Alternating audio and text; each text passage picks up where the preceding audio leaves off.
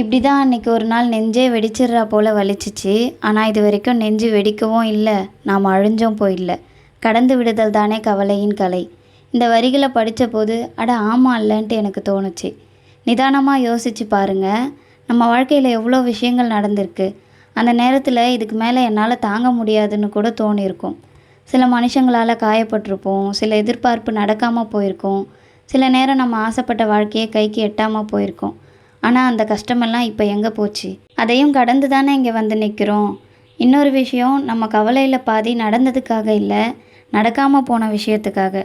அது மட்டும் கிடச்சிருந்தா, அது மட்டும் நடந்திருந்தா, அந்த பர்சன் மட்டும் என் லைஃப்பில் இருந்திருந்தா, அந்த வாய்ப்பை மட்டும் மிஸ் பண்ணாமல் இருந்திருந்தா.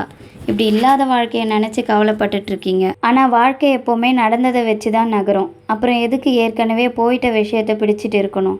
நமக்கு என்ன கிடைச்சிருக்கோ, என்ன அமைஞ்சிருக்கோ, அதில் நமக்கான நிம்மதியும் சந்தோஷத்தையும் தேடிக்கிட்டு வாழ்கிறது தான் வாழ்க்கை. நான் ஆசைப்பட்ட வாழ்க்கை வேறு, எனக்கு அமைஞ்ச வாழ்க்கை வேறு அப்படின்னு அதே இடத்துல நின்றுட்டே இருந்தால் யாருக்கு என்ன பயன்? உங்களுக்கா, உங்களை சார்ந்தவங்களுக்கா, இல்லை உங்களுக்கு இந்த கஷ்டத்தை கொடுத்தவங்களுக்கா? யாருக்குமே இல்லை. உங்களை தெரிஞ்சே வேணும்ட்டே ஏமாத்தினவங்க அந்த ஒரு நாள் சந்தோஷமாக இருப்பாங்க. தெரியாமல் கஷ்டப்படுத்தினவங்க உங்களை கஷ்டப்படுத்தினதே தெரியாமல் அவங்க வாழ்க்கையை வாழ்ந்துட்டு இருப்பாங்க. ஆனால் நீங்கள் மட்டும் இன்னும் அதே வலியை சுமந்துக்கிட்டு இருந்தால் கஷ்டப்பட போகிறது நீங்கள் தான். ஸோ கவலைப்படாதீங்கன்னு நான் சொல்ல மாட்டேன். கவலைப்படுங்க, வருத்தப்படுங்க, மனசு வலிச்சு அழுங்க. எல்லாமே மனுஷ இயல்பு. ஆனால் அதுலேயே தங்கிடாதீங்க, கடந்து வாங்க. ஏன்னா உங்கள் வாழ்க்கையில் இது வரைக்கும் வந்த எல்லா கவலைக்கும் ஒரு முடிவு இருந்திருக்கு, இதுக்கும் இருக்கும். கடந்து விடுதல் தானே கவலையின் கலை.